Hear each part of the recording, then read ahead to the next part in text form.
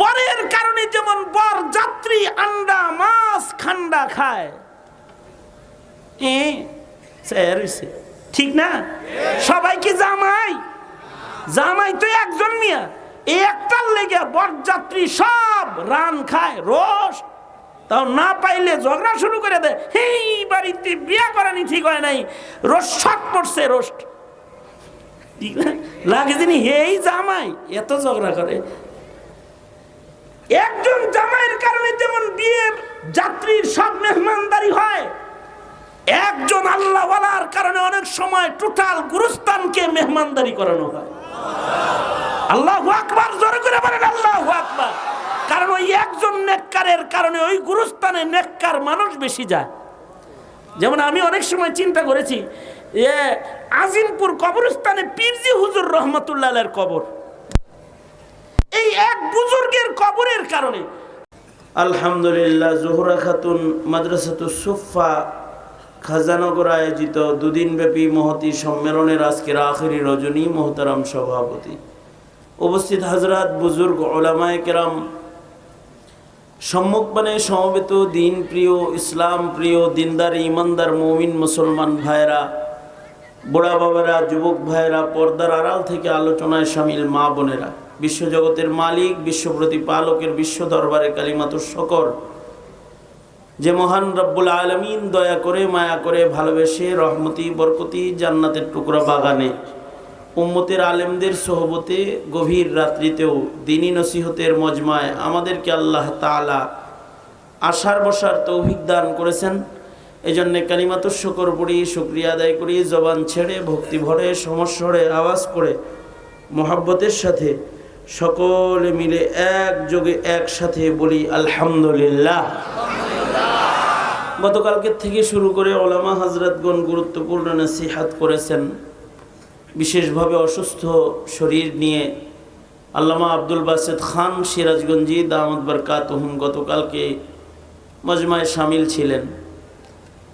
আমি আপনাদের সামনে উপস্থিত হয়েছি, হাজিরা দিতে পেরেছি, এজন্য আল্লাহ পাকের শুকরিয়া আদায় করতেছি। ব্যক্তিগতভাবে শুকরগুজার আলহামদুলিল্লাহ। বরকতের নিয়তে সূরা নাহলের 90 নম্বর আয়াত আপনাদের সামনে পড়েছি। কিছু কথা আয়াত সামনে নিয়ে বলতে থাকা, আল্লাহ তাআলা কিছু উপকারী কথা আপনাদের কানে পৌঁছে দেওয়ার তৌফিক দান করুন। আপনারা দোয়া করুন, বলুন আমিন। আল্লাহর কালামের অলৌকিকত্ব হলো, আল্লাহর কালাম যদি কেউ শোনে, এই যে বসে আছেন, রাত মধ্যরাত 11:15 পার হয়ে গেছে, গভীর রাত বসে বসে কোরআন শুনতেছেন, কোরআনের কথা শুনতেছেন, লাভ কি? লাভ হলো কোরআন শুনলে পরে ইমান বাড়ে, কোরআনের আলোচনা শুনলে ইমান বাড়ে, কোরআন শুনলে ইমান বাড়ে। আল্লাহু আকবার বলেন, ইমান বাড়ে। এই কারণে দেখবেন ওয়াজ নসিহত শোনার পরে দাড়ি ছাড়া মানুষ দাড়িওয়ালা হয়, টুপি ছাড়া মানুষ টুপিওয়ালা হয়, বেনামাজি নামাজি হয়ে যায়, বেপর্দা যে পর্দা করা শুরু করে দেয়। দিনদারির ভেতরে একটা বরকত আসে, এটা ইমান বৃদ্ধি হওয়ার কারণে ইমানি ফসল তার ভেতরে দেখা যায়। এটা কোরআনে কারীমের অলৌকিকত্ব, যে মুমিনরা এটা যত বেশি শুনবে তত ইমান তার বাড়বে। আল্লাহ বলেন জাদাতহুম ঈমানা। মুমিনের সামনে যখন কোরআন পড়া হয় তো কোরআনে মুমিনের ঈমান বাড়ায় দেয়, কোরআনের কথা মুমিনের ঈমান বাড়ায় দেয়। এটা একটা কথা। আর একটা কথা হলো, কোরআনের কথা যদি মুমিন না কাফেরও যদি শোনে, কোরআন তেলাওয়াত হইতেছে অথবা কোরআনের আলোচনা হইতেছে, কোনো মুশরিক কাফেরও যদি ওটা শুনে, কোরআনের ইজাজ, কোরআনের অলৌকিকত্ব এটা। কোরআন শুনলে পরে কাফেরের কুফুর ঝরে পড়ে যায়, কাফেরের হৃদয় থেকে কুফুর ঝরে যায়, কাফেরের হৃদয়ে ইমানের নূর প্রবেশ করে, ইমান ঢুকে যায়। এ কারণে ইতিহাসের পাতার বহু মানুষ এমন আছে যারা কোরআন শুনে কালেমা পড়ে মুসলমান হয়ে গেছে। এ কারণে কাফেরদের আইন হলো, যেখানে কোরআন পড়া হবে হট্টগোল করবা, মক্কার কাফেরদের আইন হলো যেখানে কোরআন তেলাওয়াত হবে ওখানে হাতে তালি দিবা, শোরগোল করবা, কোরআনের আওয়াজ যেন মানুষের কানে না যায়, কারণ কোরআন কানে গেলে কুফর ঝরে যায়, ইমান ভেতরে ঢুকে যায়। কুফর ঢুকে ইমান, কুফর দূর হয়ে যায়, ইমান ভেতরে ঢুকে যায়। এইটা এখনকার যুগের কাফেরদের দোসর যারা, তারাও বুঝে। এ কারণে তারা গানে বাধা দিবে না, নাটকে বাধা দিবে না, ঢোল তবলায় বাধা নাই, কোরআনের আওয়াজে বাধা আছে। কারণ কি? ওরাও জানে যে এটা শুনলেই ভেতরে ইমানের নূর ঢুকে যাবে। আমি যে আয়াত আপনাদের সামনে তেলাওয়াত করেছি সূরা নহলের 90 নম্বর আয়াত, এই আয়াতটা যখন নাজিল হয়েছে, সামনে যিনি বসা তিনি কালেমা পড়ে মুসলমান হয়ে গেছে। আল্লাহর রাসূলের উপরে ওহী নাজিল হওয়া শুরু হইল। নবীজির উপরে যদি ওহী নাজিল হইতো তো দেখলে বোঝা যাইতো যে কোরআন নাজিল হইতেছে। কারণ কোরআন ওজনদার জিনিস, কোরআন ভারী জিনিস। এটা সরওয়ারে দু আলম নবীর পরে নাজিল হইলে বোঝা যাইতো যে এখন কোরআন নাজিল হইতেছে। ঘাম, কপাল দিয়ে ঘাম টপকাইতে থাকতো। আল্লাহর রাসূল যদি উটের পিঠে বসা থাকতেন আর তখন যদি ওহী নাজিল হইতো তো ওহীর ভারে উট দাঁড়ায় থাকতে পারতো না। উট নবীজিকে নিয়ে বৈশা পড়তো। আল্লাহর রাসূলের উপরে কোরআন নাজিল হইলে দূর থেকেও কাফেররাও বুঝতো যে এখন কোরআন নাজিল হইতেছে। আল্লাহর রাসূলের উপরে কোরআন নাজিল হইতেছে, তোর সামনে বসা আছে একজন সাহাবী, তিনি তখনও পর্যন্ত কালেমা পড়ে মুসলমান হন নাই। দেখে নবীজির কপাল ঘামতেছে।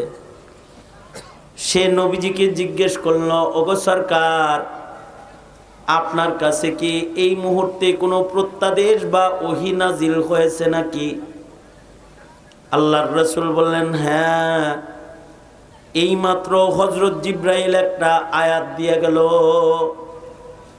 তো উনি বললেন, ওগো আল্লাহর নবী, আমার সামনে আয়াত নাজিল হলো, সবার আগে আমি শুনবার চাই। আল্লাহর রাসূল উনাকে এই তিলাওয়াতকৃত যে আয়াত, এই আয়াতটা পড়ে শোনায়া দিলেন। আশ্চর্য কোরআনের অলৌকিকত্ব। আয়াতটা শোনার সাথে সাথে সে নবীজির হাতে হাত দিয়ে বলে, আমি কালেমা পড়ে মুসলমান হয়ে গেলাম। কারণ এত দামি কথা মানুষের কথা হতে পারে না। আল্লাহু আকবার, জোরে বলেন আল্লাহু আকবার। মানে কোরআন শুনেই বলতেছে এটা মানুষের কথা হইতে পারে না, আমি কালেমা পড়ে নিলাম, কালেমা পড়ে ফেলছে। যিনি কালেমা পড়লেন তার নাম উসমান ইবনে মাযউন। ইতিহাসের পাতায় দুইজন উসমান আছে, দামি উসমান, যাদের সবাই চেনে। ইতিহাসের পাতায় উসমান নাম উচ্চারণ হলে যাকে চিনে তিনি হলেন ইসলামের ইতিহাসের তৃতীয় খলিফা হযরত উসমান ইবনে আফফান। উসমান নাম উচ্চারণ হইলে উসমান ইবনে আফফানের দিকে নজর চলে যায়। মানুষ যখন কোরআন হাতে লয় হযরত উসমানের দিকে তার মন চলে যায়। কারণ দুনিয়ার মাটিতে সর্বপ্রথম কোরআন শরীফের কপি লিখেছেন স্বহস্তে হযরত উসমান।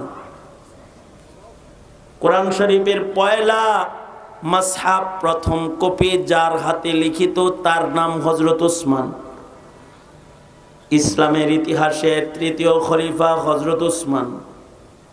নবীজির দুই কন্যা পরপর যার কাছে নবী বিয়ে দিয়েছেন, একজন ইন্তেকাল করেছে আর একজন দিয়েছেন, তার নাম উসমান।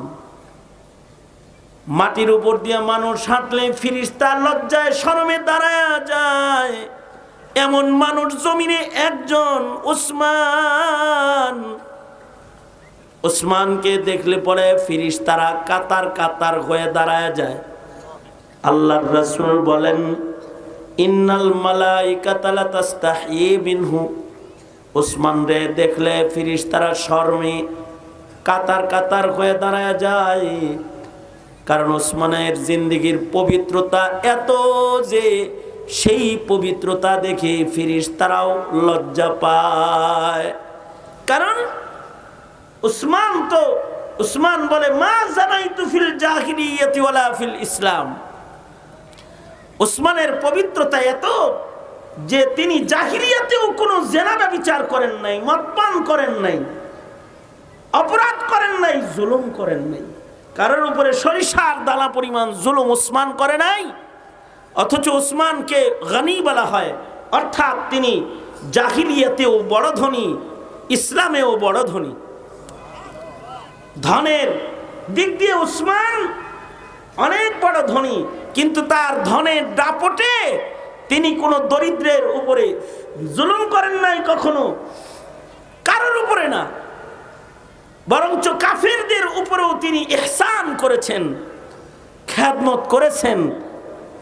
সারা জনম মানুষের খেদমতের ভেতরে তিনি নিজের হায়াত কাটাইছেন হযরত ওসমান।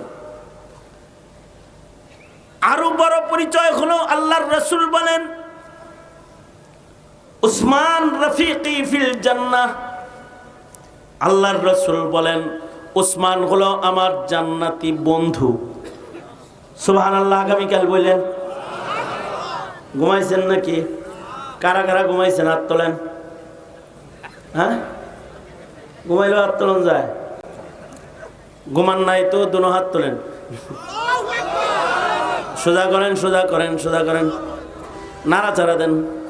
এবার জবান খুলেন, আওয়াজ করে বলেন সুবহানাল্লাহ। আর আওয়াজ নাই, আর আওয়াজ জমা আছে, জমা আছে আওয়াজ আরো। আরে জমা রাখা যাবে না, পুরাটা ছাড়েন, বলেন সুবহানাল্লাহ, বলেন আলহামদুলিল্লাহ, লা ইলাহা ইল্লাল্লাহ। জোরে বলেন আল্লাহু আকবার। আল্লাহু আকবার আস্তে বললে আল্লাহর নারাজ হয়। আল্লাহু আকবার জোরে বললে আল্লাহ খুশি হয়। আল্লাহু আকবার জোরে বললে শয়তান নারাজ হয়। জোরে বলেন আল্লাহু আকবার। হাত নামান। যতদূর আল্লাহু আকবারের ধ্বনি যায় ততদূর শয়তান জায়গা পায় না। জোরে করে বলেন আল্লাহু আকবার। মাশাআল্লাহ, জাগ্রত যে বোঝা যাইতেছে। তো হযরত উসমান উনি হলেন নবীজির জান্নাতি বন্ধু। সোজা কথা না তো? জান্নাতে আল্লাহর রাসূলের বন্ধু হবেন হযরত উসমান, রফিক হবেন উসমান।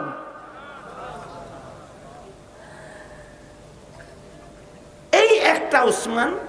আরেকজন উসমান হলেন উসমান ইবনে মাজউন, যাকে দিয়া পৃথিবীর সবচেয়ে দামি কবরস্থান জান্নাতুল বাকি গুরুস্থান উদ্বোধন করা হয়েছে ওনাকে দিয়ে।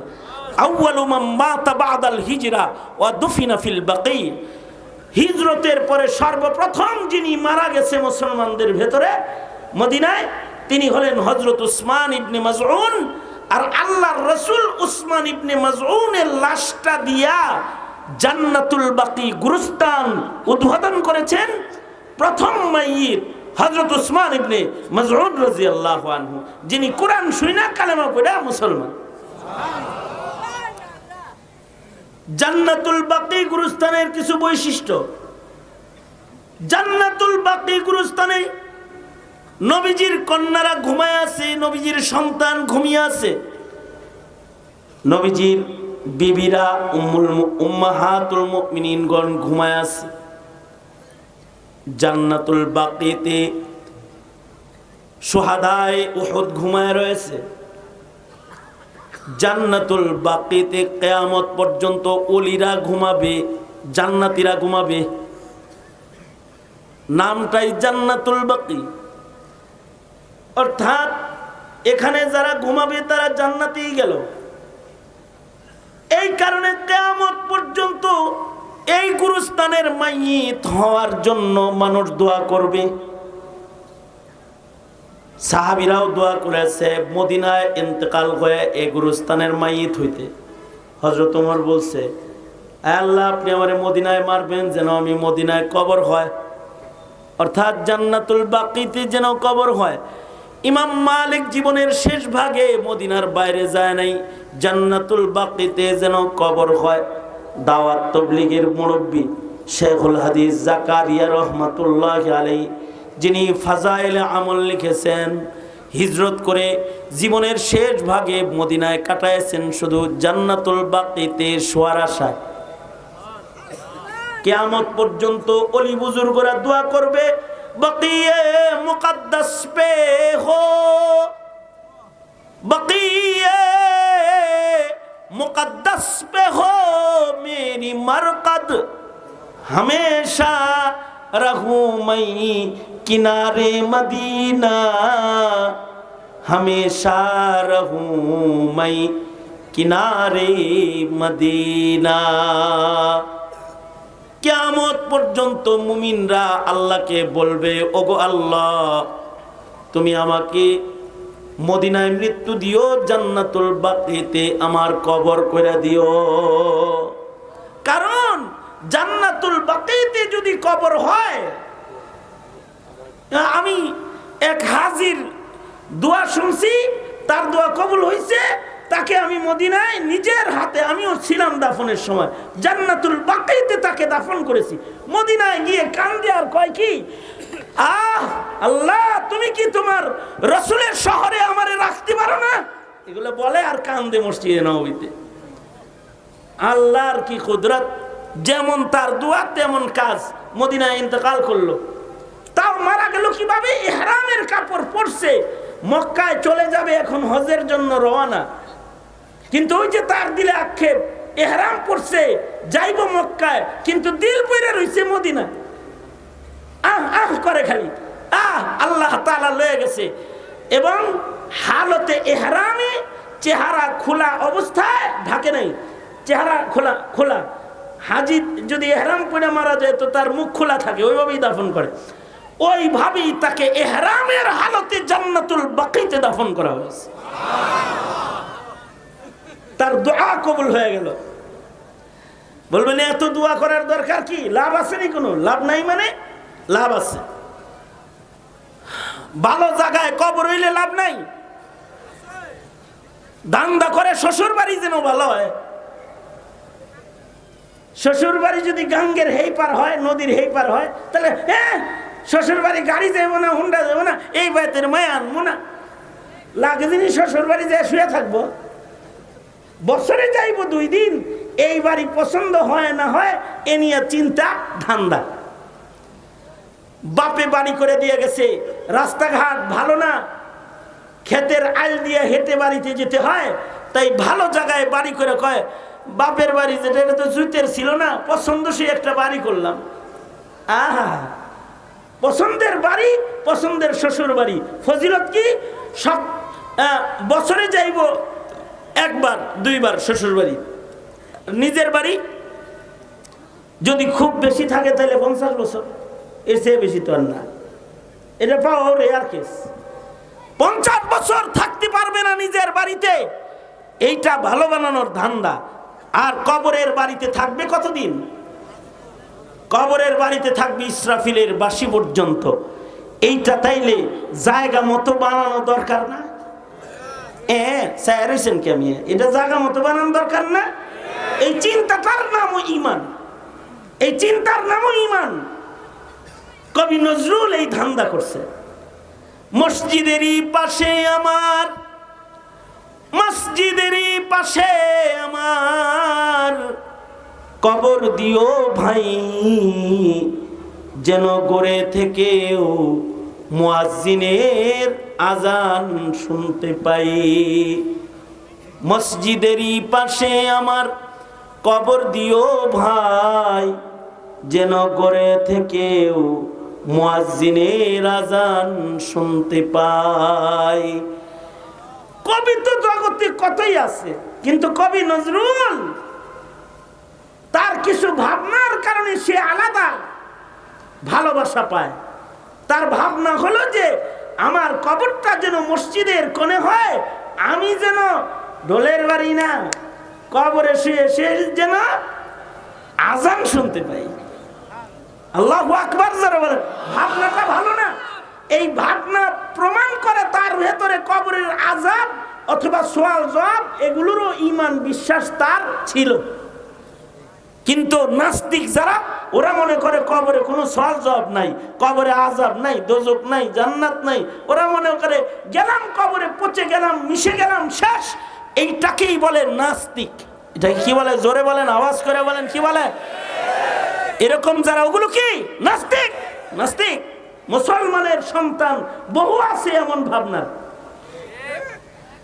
কিন্তু নজরুল সে ভালো জায়গায় কবরের ধান্দা করলো। আব্দুর রহিম রায়পুরি রহমতুল্লাহি আলাইহি নামে এক বুজুর্গ ছিলেন, আমাদের আল্লাহওয়ালা এক বুজুর্গ ছিলেন আকাবিরদের মধ্যে। ওনার কাছে এই এই এই কথা কবিতা, এই বোতল দেখছাস? এমনি ইউটিউব পার্টি আমার চোখের দুশ্মন। আমার তো ইউটিউব দরকার নেই, তোমা করে আমার দরকার নাকি? নাকি আমারে তোমার দরকার? তোমা করে আমার দরকার না, আমারে তোমার দরকার। মিয়া তোমার চ্যানেল উঠাইতে তুমি ভদ্রের মতো ওয়াজ শুনবা, কথা কইবে না, আওয়াজ করবে না, চেয়ারেও বসা ঠিক না। এতগুলো শ্রোতা নিচে বসছে, তোমরা ইউটিউবার যারা তারা চেয়ারে বসোগে, ঠিক না? আদবেরও খেলাফ এটা। রাগ হয়েছে ভিতরে ভিতরে, কিছু রাগ হইলে ভালো। এই কি বললাম আমি? আব্দুর রহিম রায়পুরি রহমতুল্লাহ আলাইহি, মনে আছে তো? এইটুকু আবার দিয়ে দিও না, গালিগালাজ যা করছি এটি কাটতে দিও। আবার আবার অ্যাটেনশন প্লিজ, দুনো হাত উপরে, জোরে আল্লাহু আকবার। হাত নামান, এই এক হাত উঠান, এক হাত। দুই হাত উঠাইছে কে কে? হে শোনে নাই? হ্যাঁ হ্যাঁ, আবার দুনো হাত উঠান, এত শোনেন লাগে ভালো। হাত নামান, চেক করলাম সবাই শুনতেছেন কিনা। আব্দুর রহিম রায়পুরি রহমতুল্লাহ আলাইহি নামে এক বুজুর্গ, ওনার কাছে এক লোক মাটির কলস লয়ে আইছে। কথাটা খেয়াল করে শুনেন। মাটির কলস আইনে কি কয় জানেন? এলাকার মানুষ যেমন ছেলে বাচ্চা টাচ্চা নিয়ে হুজুর রেজা কয়, হুজুর আমার বাচ্চারে জিনে ধরছে, একটু ফু দিয়ে দেন, উপরি ভাব দম করে দেন, এগুলো কয় না? তো আব্দুর রহিম রায়পুরির কাছে এক লোক কলসি নিয়ে যায়, কয় হুজুর আমার কলসিরে জিনে ধরছে, আপনি একটু আমার কলসিতে দম টম করে দেন। তো উনি বললেন, দেখ কলসিরে কোনোদিন জিনে ধরে? কলসিরে আবার কি আর জিনে ধরলো? না হুজুর জিনে ধরছে এটারে। কেন, কি হয়েছে, সমস্যা কি তাই বলো? কয় সমস্যা হলো এই কলসের ভেতরে এখন তো মোহতারাম ফিরিজ দামাত বারকাতুহুম আছে। ফিরিজ দামাত বারকাতুহুম চিনেন কি? ফিরিজ ফিরিজ ফিরিজ ফ্রিজের ভিতরে এখন বোতল রাইখা দিলে গরম পানি ঠান্ডা হয়ে যাবে, কিন্তু ওই সময় তো ফ্রিজ দামাত বারকাতুহুম ছিল না। তখন যদি কেউ ঠান্ডা পানি খেতে চাইতো, তখন তার মাটির কলসে পানি রেখে দিতে হতো। এটা লং টাইম মাটির কলসে থাকলে, কলসিটা একটু ভিজায় টিজায় দিলে সকালবেলায় এটা গরমের দিনেও ঠান্ডা পানি কলসি থেকে খাওয়া যেত।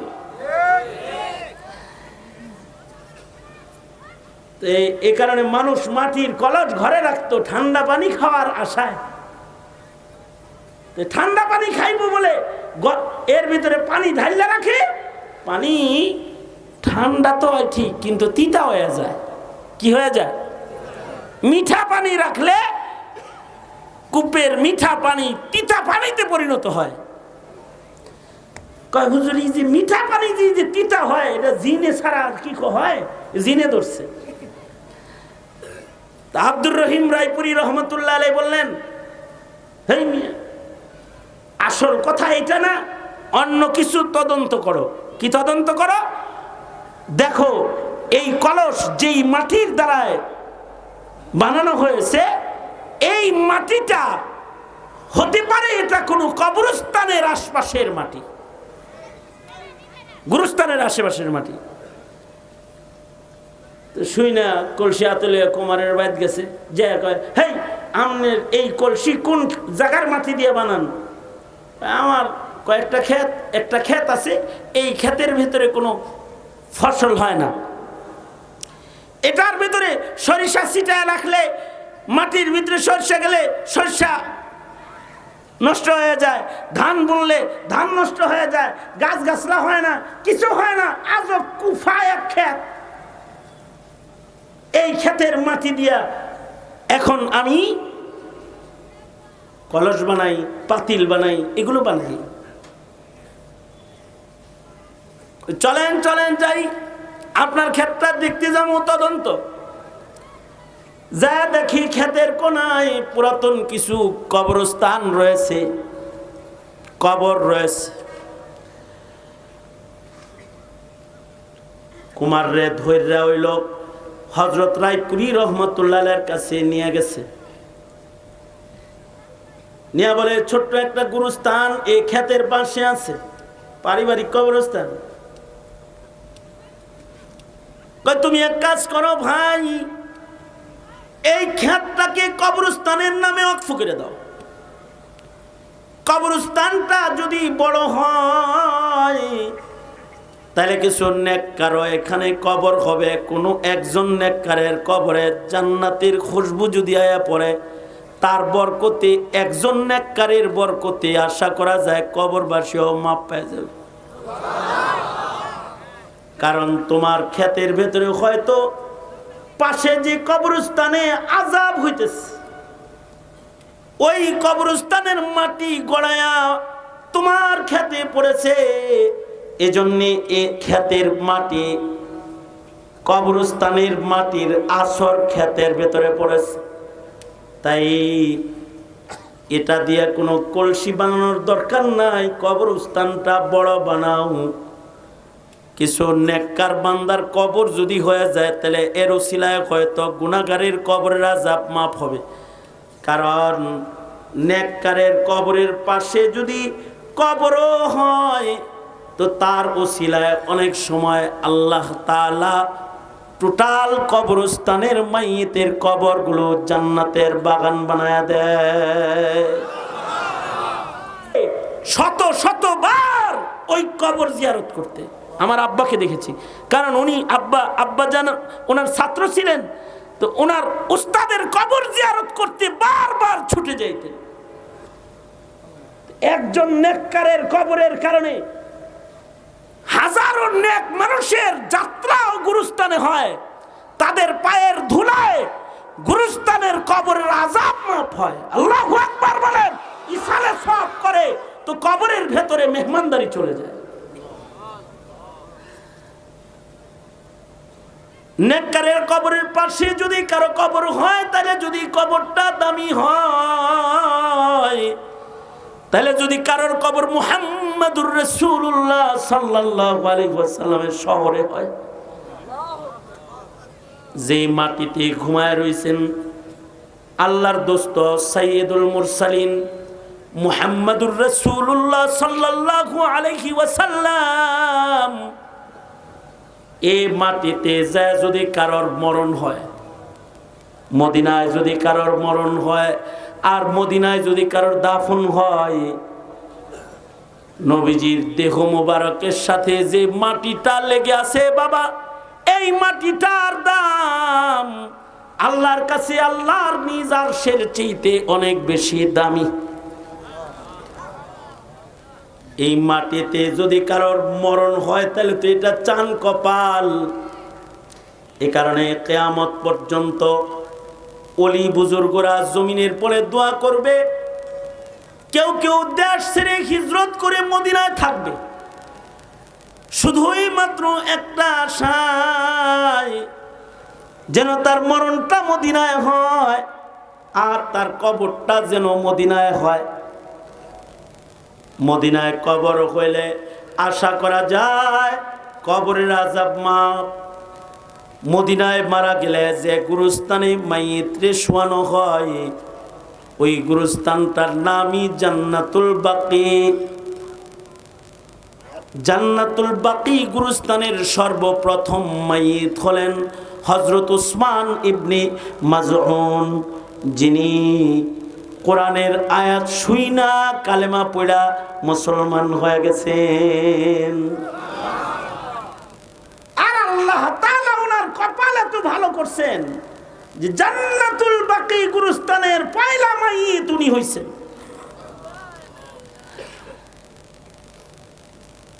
এই আল্লাহর কালামের এই আয়াত শুইনা শুধু উনি মুসলমান হইছে তা না, আকসাম সাইফি নামে আরবের লিডার গোত্রের লোকজন লয়ে দলবল সুতা এসে এই আয়াত শুইনা কালেমা পড়া মুসলমান হয়ে গেছে। কি আছে আয়াতের ভেতরে? আয়াতের ভেতরে মাত্র 6টা কথা আছে। এই 6 কথার উপরে 6টি বিষয়ে আলোচনা করার মতো ধৈর্য, শক্তি, সামর্থ্য আমার নাই। তবে হ্যাঁ, আমি এই 6 কথার থেকে মাত্র একটি কথা, আল্লাহ পাকের পয়লা কথা, ইন্নাল্লাহা ইয়া'মুরু বিল আদল, আল্লাহ তাআলা আদলের, ইনসাফের নির্দেশ করেন। এই এতটুকুন শিরোনামের উপরে কিছু কথা আপনাদের কানে এই সময় পৌঁছাতে চাই, কারণ এখন ইনসাফ বলতে নাই, ব্যক্তি জীবন থেকে রাষ্ট্র জীবন, ইনসাফ সোনার হরিণ হারিয়ে গেছে। জুলমের রাজত্ব কায়েম হয়েছে, সর্বত্র জুলমের রাজত্ব কায়েম হয়েছে, ইনসাফ নাই। আল্লাহর কালামের আয়াতের এই হিস্সাটাকে সামনে রেখে আমি কিছু কথা বলতে চাই। আল্লাহ পাকের 3টি নির্দেশ, 3টি নিষেধ, আয়াতে বর্ণিত 6টা কথার একটা কথা হলো, নিশ্চয়ই আল্লাহ তাআলা তোমাদেরকে আদেশ করেন তোমরা সব ইনসাফওয়ালা হয়ে যাও। এখন ইনসাফ চিনতে হলে জুলুম চিনতে হবে। যারা জুলুম চিনে ফেলবে তারা ইনসাফ চিনে ফেলবে। ইনসাফ হলো জুলুম না করার নাম। ইনসাফ কি? জোরে বলেন, আরো জোরে বলেন। ইনসাফ হলো জুলুম না করার নাম হলো ইনসাফ। এ কারণে আব্দুল্লাহ ইবনে আব্বাস ইন্নাল্লাহা ইয়া'মুরু বিল আদলের তরজমা করেছেন, আল্লাহ তাআলা নির্দেশ করেন তোমরা শিরিক করবা না, কারণ ইন্না শিরকা লা যুলমুন আযীম। ইনসাফ হলো জুলুম না করার নাম। আগে বুঝতে হবে জুলুম কি। জুলুম কি এটা আপনাদেরকে বোঝানোর জন্য আমি একটি হাদিস আপনাদের সামনে পেশ করেছি।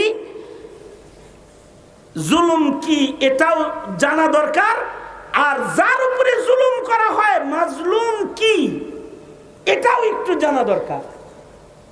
জুলুম কি জঘন্য আর মাজলুম কত মর্যাদার, 2টা বিষয় জানা দরকার। জালেম কত ঘৃণার আর ইনসাফ কত গুরুত্বপূর্ণ সিফাত একটু বুঝে আইসা গেলে জীবনে কারোর উপরে জুলুম করতে মনে চাইবে না।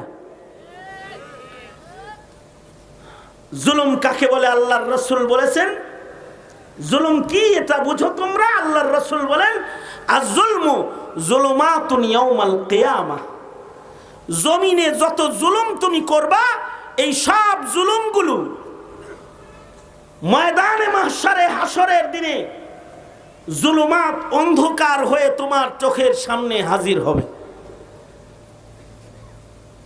যদিও হাসরের ময়দানে অন্ধকার হয়ে চোখের সামনে জুলুম আসে, তাইলে কি হবে এইটা বোঝার জন্য আমি আমার ব্যক্তিগত একটু তাজেরে বা অভিজ্ঞতা আপনাদের কাছে শেয়ার করি।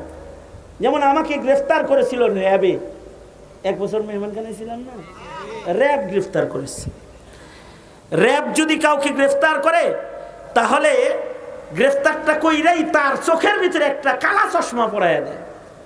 এমন ঝিম কালো চশমা পরাইয়া দিবে, যেই কালো চশমা দিয়া আমনে যে কই নিতেছে এটা আর আমনে বুঝতেন না। আপনি কি গাড়িতে নাকি বাড়িতে নাকি অফিসে নাকি মাটির নিচের জেলখানায় নাকি গেছেন গা বর্ডারের ওই পার, কিচ্ছু বুঝতেন না। আপনি কে পিটাইতেছে আপনি চেহারা দেখবেন না, খালি বাড়ি খাইবেন, কিন্তু কে যে বাইরেইতেছে এটা আপনি দেখবেন না, চোখে তো আছে কালা চশমা। আমাকেও র্যাব গ্রেফতার করেছে। আমাকে গ্রেফতার করে বলে, হুজুর আমরা আপনার ভক্ত, সবাই রে কালাটা পিন্দাই আপনারে পড়াইলাম না হুজুর। আপনাকে কিন্তু কালো চশমা পড়াইলাম না, কিন্তু এই যে কালো চশমা হুজুর, আমরা কিন্তু কালো চশমা পড়াইয়া দিই। কালো চশমা পড়াইলে আর কিছু দেখা যায় না। কোথায় লয়ে যাইতেছে তাও বলতে পারে না, কে পিটাইতেছে তাও বলতে পারে না।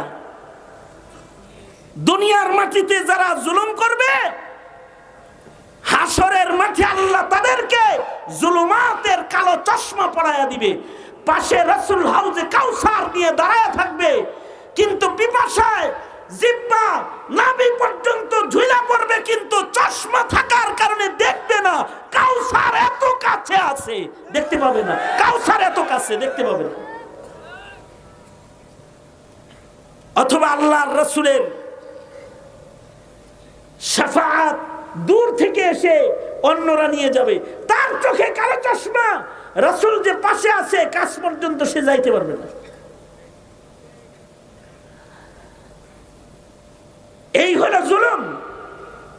এবার যারা জুলুম করো, শক্তির জুলুম, অর্থের জুলুম, ক্ষমতার জুলুম, তোমার বাহাদুরি তুমি দেখাও, আর দুর্বলের উপরে যারা জুলুম করো, হাসরের মাঠের কালা চশমা পরার জন্য রেডি হয়ে থাকো, কালা চশমা পড়তে প্রস্তুত হয়ে থাকো, কিচ্ছু দেখতে পাবে না। আজকের এই মাহফিলটা এ বছরের মতো রমজানের পরের আমার শেষ মাহফিল, রমজানের আগের শেষ মাহফিল। বছরের ইতি ঘটতেছে এই মাহফিল দিয়ে, কারণ আগামীকাল সকাল 9টায় আমি উমরা ইনশাআল্লাহ, আল্লাহ যদি নেয়। এখান থেকে সোজা এয়ারপোর্টে যেতে হবে। তো এই জিন্না ভাইয়ের ফজিলত এটা, ওনারা এক হইলাম যে আপনি তো জিন না, কোনো জিনে দাওয়াত দিল আজকে আইতাম না, আপনি দিচ্ছেন দিকে আইছি।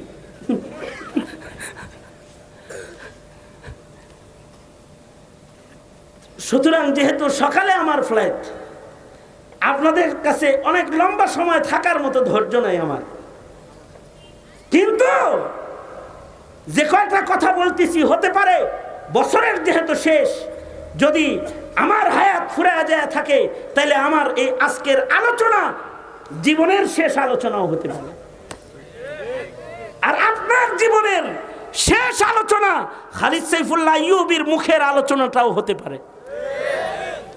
সুতরাং খুব খেয়াল করে কথাগুলো শুনেন যে আল্লাহর রাসূল বললেনটা কি। আল্লাহর রাসূল বলেন, আয-যুলমু যুলুমাতুন ইয়াওমাল কিয়ামাহ। আল্লাহর রাসূল বলেন,